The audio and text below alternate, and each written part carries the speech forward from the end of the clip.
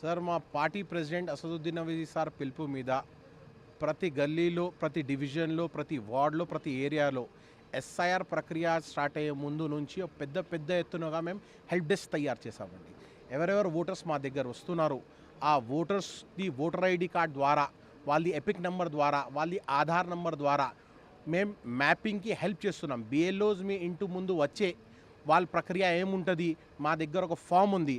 ఆ ఫామ్‌లో ఓటర్స్‌ది ఎపిక్ నంబర్, ఓటర్స్‌ది ఆధార్ నంబర్, మళ్ళా 2002 లిస్ట్‌లో ఎలా వాళ్ళ ఫాదర్ కానీ, మదర్ కానీ, grand parents, maternal or paternal ఈ 6 రిలేషన్స్ ద్వారా వాళ్ళు మ్యాపింగ్ చేయొచ్చు. సో ఈ 2002 లిస్ట్‌లో ఎవరెవరిది పేరుంది వాళ్ళ ద్వారా మేము మ్యాపింగ్ చేసి వాళ్ళకి ఫామ్ ఫిలప్ చేసి ఇస్తున్నామండి. బిఏలో చేసే ప్రక్రియకి ఒక 70-80% మేమే చేసి మా ఫామ్‌లో ఇస్తున్నామండి.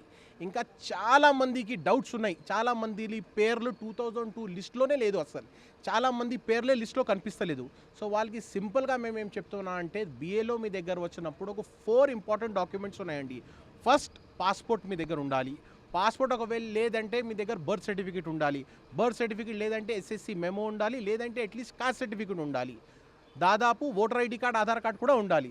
ఇది ఉంటే చాలు, ఏం ప్రాబ్లం లేదండి. ఒకవేళ మా పార్టీ ప్రోగ్రామ్ ఇది ఎస్ఐఆర్ హెల్ప్ డెస్క్ మేము తయారు చేయలేదనుకోండి, దాదాపు వేలాది మంది ఓట్స్ డిలీట్ అయిపోయొచ్చు. కానీ మా పార్టీ ప్రెసిడెంట్ పిలుపు మీద నాంపల్లి ఎమ్మెల్యే మాజిద్ హుస్సేన్ సార్ దాదాపు ఓన్లీ నాంపల్లి నియోజకవర్గంలో దగ్గర దగ్గర 150 నుంచి 200 హెల్ప్ డెస్క్ మేము తయారు చేశామండి.